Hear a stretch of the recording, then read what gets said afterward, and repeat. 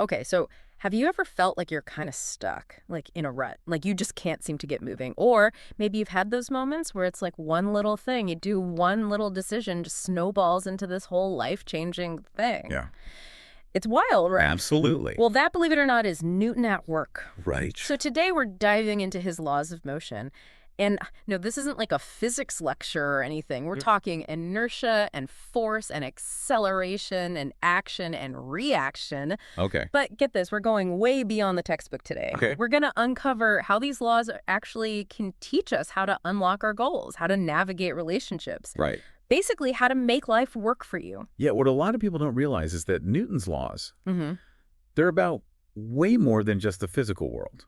They're really a powerful framework for understanding those invisible forces that are shaping our everyday experiences. It's true. It's like they're hidden in plain sight, just waiting for us to unlock the secrets. Exactly. So should we start with the one we can all probably relate to the most? Sure. Inertia. Yeah. You know that feeling when you hit the snooze button like 5 times? Yeah. It's just way easier than getting out of bed. It's that state of rest. Hmm. Right. Yep. So Newton's first law states that an object at rest will stay at rest unless something else acts on it. Yes. So that book on your coffee table, for example, Right. it's not going to suddenly just fling itself across the room. Unless my dog decides to take a flying leap onto it, which Right. she might. There you go. External force. Exactly. That's a perfect example. Okay, so it's like that classic example of a skateboard. Right. It's just going to sit there until someone comes along and gives it a push. Exactly. So are we saying that sometimes we are the skateboard just waiting for something to come give us that push to get moving? I think that's a great way to put it. Yeah. And just like that skateboard needs a good push to get going to overcome the friction, Right. we need a force to break out of our comfort zones, Okay. our routines and habits that keep us in that state of rest. So that feeling of being stuck in a job that you're just like, ugh, every day you wake up dreading it, Yeah. or a relationship that's just lost its spark, that's inertia too. That's inertia. You're not being acted upon by something to change, to grow, to move. So how do we even visualize like what would be that force? Think about this. Imagine a bullet Okay. being fired in space. Oh, okay. So there's no gravity to affect it, no air resistance to slow it down. Yeah. It would just keep traveling Re- at a constant speed forever, It wouldn't eventually just like slow down and not without encountering some other force. wow. That's the fascinating thing about inertia. Okay. It implies continuous motion unless something gets in the way. Now imagine applying that to us, to personal growth. Okay. Yeah. What if we could just get rid of all those internal roadblocks? Right. The self-doubt, the procrastination, that voice that's always like, you can't do it. Yeah. What if we could just clear the path for our own continuous growth? Okay. Now that is a mind-blowing thought. Right. To be able to keep moving toward our goals without like hitting the brakes every 2 seconds. Yep. But how do we actually do that? How do we silence those inner critics and break free from that inertia? Especially when our goals feel huge, Yeah. like trying to move mountains. Well, that actually is a perfect segue to Newton's second law, Okay. because that's where things get really interesting. Let's hear it. So Newton's second law states very simply that force equals mass times acceleration. Okay. So basically, the heavier the object, or in this case, the bigger the goal, Yeah. the more effort it's going to take to get it moving. Okay. So is achieving our goals like pushing a giant boulder up a hill? It's a really good way to think about it. The bigger the goal, the more force we need behind it. Exactly. Mhm. Think about like a shopping cart. Okay. If you got one with just a couple bags in it versus one that's like totally loaded down, Right? you're going to need way more muscle to get that second cart moving. It's true. Especially to get it moving at the same speed as the other one. Exactly. You got it. So when we set these big, ambitious goals for ourselves, Yeah.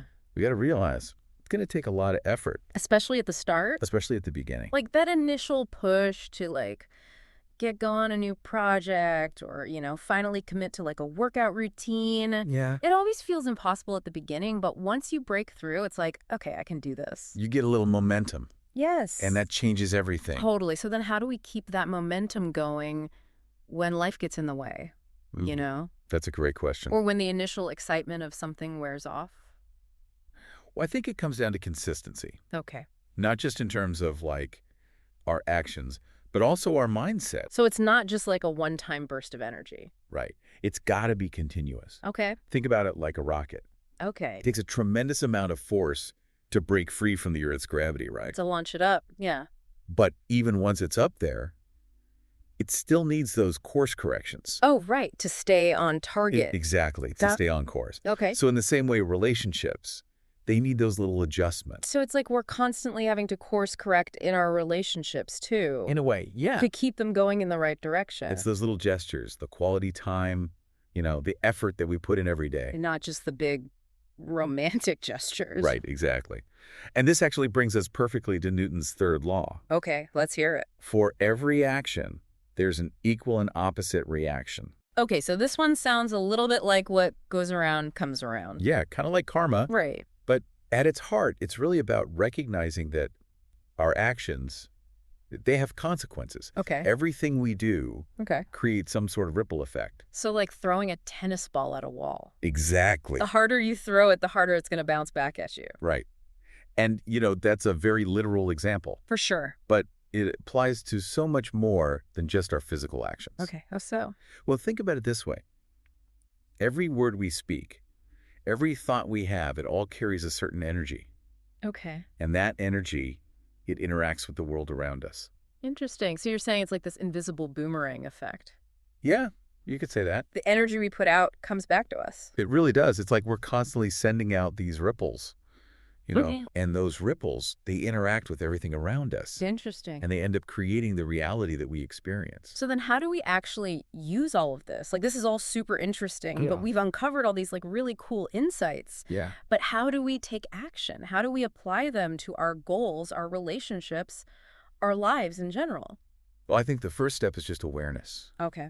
Just realizing that these laws are operating around us all the time can be really empowering. Okay. Because once we see that, then we can start to see how we can actually use them to our advantage. So it's like we're not just these like passive passengers just along for the ride. Right. We actually have some control. We have agency. We can choose our actions. Yeah. We can choose our thoughts. And in doing so, we're choosing the ripples that we're sending out. I like that. Okay, so let's break it down. Like law by law.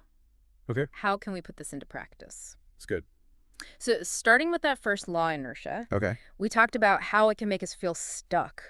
But how do we use it to create change? I think it starts with being really specific about what we want. Okay. So instead of just being like, oh, I want a new job, Right. ask yourself, what is it that I really want to be doing? Okay. What kind of work would really light me up? Mm-hmm. And once you have that clarity, then you can start to figure out those steps to make it happen. So it's like breaking down a big, overwhelming goal into smaller ones. Exactly. Like instead of find a new job, it's update my resume or reach out to someone in my network. Yes. Those smaller steps, those are your action steps. Mm. And each one of those helps create a little bit of momentum. And momentum is key. Exactly. So then how do we stay motivated when, things get tough or we hit a roadblock? Well, that's where that second law comes in. Force equals mass times acceleration. Right. Remember we were talking about the shopping cart? Yeah. If you want to keep that thing moving, you got to keep putting in the effort, Even when you don't want to. especially when you don't want to. So we talked about the rocket needing course corrections along the way. Does that apply here too? Absolutely. Hmm. Sometimes our initial approach isn't the right one, or our priorities change. Right. We have to be willing to adapt. It's not about being rigid. It's about being flexible. Exactly. And it's about understanding that different goals are going to require different levels of effort. It's like some days at the gym, you're going for a new personal record, and other days just showing up is a win in itself. I love that analogy.